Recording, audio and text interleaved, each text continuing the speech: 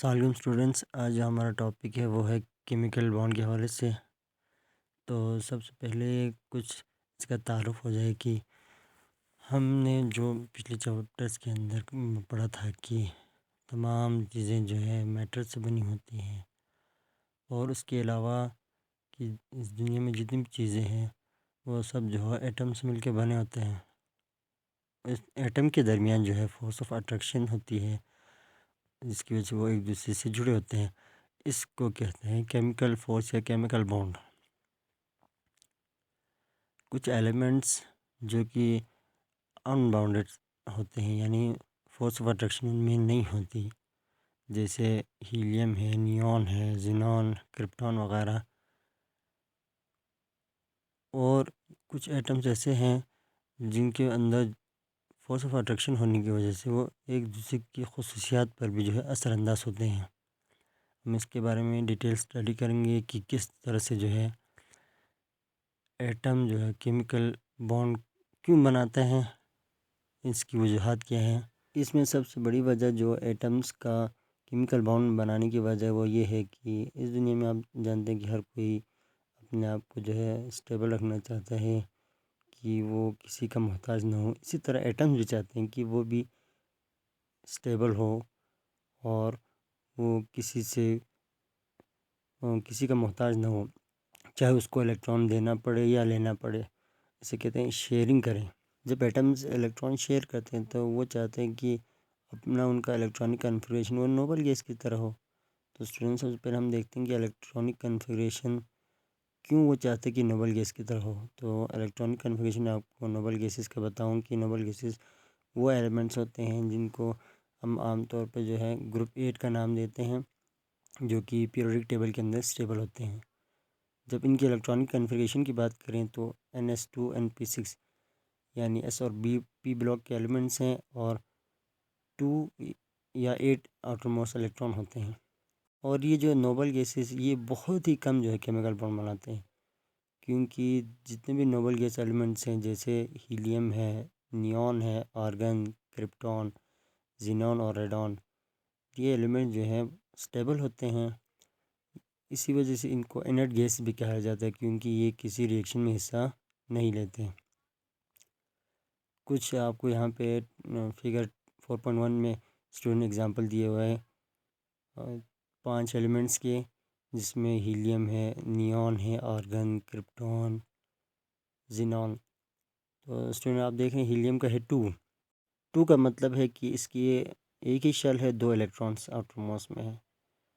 तो जब outer most में 2 इलेक्ट्रॉन फिल हो तो उसको कहते हैं डुप्लेट। ये डुप्लेट रूल का ये है कि यह आउटर मोस्ट में 2 इलेक्ट्रॉन पूरे होने चाहिए, और दूसरा आउटर मोस्ट में ही 8 इलेक्ट्रॉन पूरे होने चाहिए, जिसको कहते हैं ऑक्टेट रूल। ये जब 2 रूल वेरीफाई होते हैं तो ये एलिमेंट्स जितने भी हैं वो स्टेबल हो जाते हैं।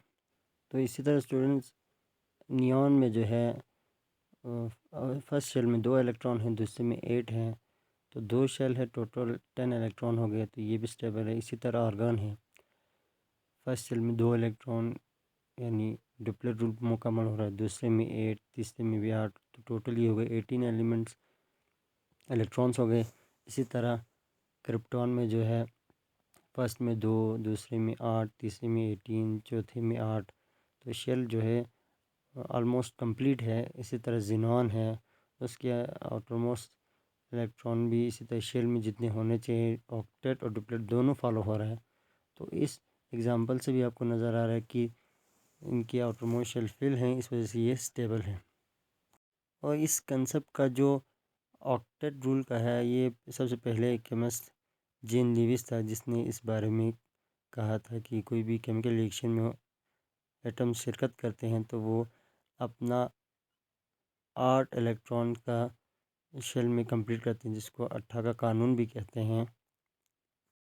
स्टूडेंट्स, मज़ीद केमिकल बॉन्ड को समझने से पहले एक टर्म है, वह है वैलेंस इलेक्ट्रॉन। इसको समझने की ज़रूरत है, क्योंकि इसी के बेस पे हम जो है केमिकल बॉन्ड उसके टाइप्स के बारे में डिस्कस करेंगे। तो वैलेंस इलेक्ट्रॉन किसी भी एटम्स के अंदर वो जो लास्ट शेल है उसमें मौजूद इलेक्ट्रॉन्स की तादाद को वैलेंस इलेक्ट्रॉन कहते हैं। जो हमें ये भी बताता है कि इसकी केमिकल प्रॉपर्टीज़ क्या होंगी, उसको मालूम करना भी हमारे लिए वैलेंस इलेक्ट्रॉन से आसान हो जाता है। इस वैलेंस इलेक्ट्रॉन का मालूम होने से हमें जो है इसकी केमिकल प्रॉपर्टीज़ के साथ साथ हमें ये भी आसान होता है कि हम ये बता सकें कि किस तरह से केमिकल बॉन्ड बन सकते हैं इलेक्ट्रॉन दे के या लेके। इसको वैलेंस इलेक्ट्रॉन के अलावा आउटरमोस्ट इलेक्ट्रॉन भी कहते हैं। स्टूडेंट, इसी तरह इसके एक एग्जांपल से हम उसको समझाते हैं। देखें कि जैसे बोरॉन का कहते हैं कि इलेक्ट्रॉनिक नंबर जो है 5 है, तो किस तरह से हम मालूम कर सकते हैं। जब हम इसके इलेक्ट्रॉनिक कन्फिग्रेशन को देखते हैं तो वो है 1s2 2s2 2p1।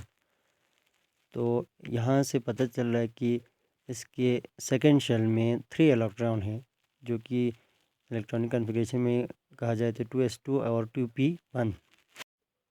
इसलिए हम ये कह सकते हैं कि जो बोरॉन है उसके 3 वैलेंस इलेक्ट्रॉन हैं। तो 3 वैलेंस इलेक्ट्रॉन जब ये केमिकल बॉन्ड में शिरकत करते हैं तो इसको बॉन्डिंग की ज़बान में बॉन्डिंग इलेक्ट्रॉन्स भी कहते हैं। और स्टूडेंट, हमने चैप्टर नंबर 3 में भी आपको समझाया था कि जो ग्रुप नंबर है वो हमें ये बताता है कि उसके वैलेंस इलेक्ट्रॉन कितने हैं उस एटम के अंदर। इसी तरह अगर हम एक एग्जांपल से आपको समझाएं, जैसे सोडियम अगर 1 ग्रुप का है तो इसका मतलब है उसकी 1 वैलेंस इलेक्ट्रॉन है उसके आखिरी शेल में। इसी तरह फास्फोरस ग्रुप नंबर 5 का है तो उसके अंदर जो है 5 इलेक्ट्रॉन उसके वैलेंस शेल में है। कुछ आपको यहाँ पे टेस्ट योरसेल्फ के नाम से कुछ क्वेश्चन दिए हुए हैं, इसको आप समझिए और अगर आप इसको जवाब दे सकते हैं तो कमेंट सेक्शन में क्वेश्चन के साथ आंसर भी लिखें, ताकि आपकी जो है अंडरस्टैंडिंग मज़ीद बेहतर हो। इसी तरह स्टूडेंट्स, अगला जो टॉपिक है वो है formation of chemical bond. Chemical bond जब एटम्स बनाते हैं तो कुछ नई चीज़ें बनती हैं, नई सब्सटेंसेस बनते हैं, जिससे वो जो एटम्स एक दूसरे से जुड़े होते हैं। ये दो वजूहत है। एक तो एटम्स या लूज़ करते हैं, इलेक्ट्रॉन्स को दे देते हैं, या ले लेते हैं, गेन करते हैं, या तीसरी पॉसिबिलिटी ये है कि वो शेयर करते हैं एक दूसरे के साथ, जिसकी वजह से केमिकल बॉन्ड बनता है। केमिकल बॉन्ड की कुछ टाइप्स हैं। बेसिकली आपके कोर्स में 3 टाइप्स बयान हुए हैं, जिसमें आयनिक बॉन्ड, कोवलेंट बॉन्ड और कोऑर्डिनेट कोवलेंट बॉन्ड, या इसको डेटिव कोवलेंट बॉन्ड भी कहते हैं। तो इससे मज़ीद जो है इस टॉपिक के बारे में हम अगले वीडियोस में डिस्कस करेंगे। इस टॉपिक को के हवाले से कोई क्वेश्चन वगैरह हो तो आप कमेंट सेक्शन में लाजमी लिखें।